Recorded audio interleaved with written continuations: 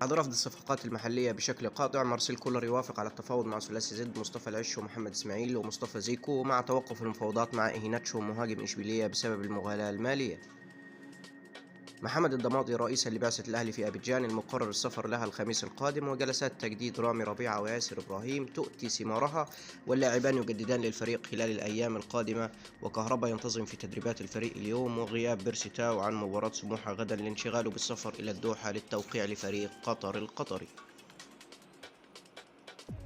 نزلة معوية شديدة تبعد مارسيل كولر عن تدريبات الفريق اليوم، ويغيب عن مباراة سموحة، وسامي قمصان يقود الفريق فنيا غدا، وكريم فؤاد يبدأ التأهيل من جراحة الرباط الصليبي بالجري حول الملعب، وعمر الساعي يطلب الخروج من الأهلي على سبيل الإعارة في فترة الانتقالات الحالية.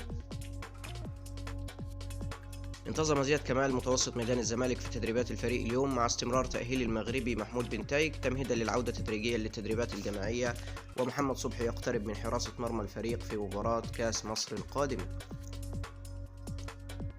بحضور وزير الشباب والرياضة هاني أبو ريدة رئيس اتحاد الكرة المصري، يستقبل نظيره رئيس اتحاد الكرة الكاميروني صامويل إيتو في الجبلايا اليوم. في سوبر إيطالي بنكهة سعودية وللمرة الثامنة في تاريخه، البيج ميلان يتوج بطلا للسوبر الإيطالي بعد فوزه على أفاعي الإنتر بثلاثية مقابل هدفين للمرة الأولى منذ عام 2016.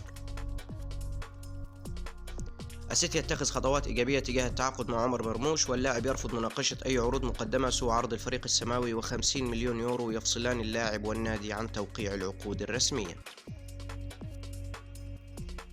ريال مدريد يغير عاداته في كأس ملك أسبانيا، ويكتسح ديبورتيفو مينيرا بخماسية نظيفة ليتأهل إلى دور ال16، وبرشلونة يخطط للتعاقد مع الكوري سون هيونغ في فترة الانتقالات الصيفية القادمة.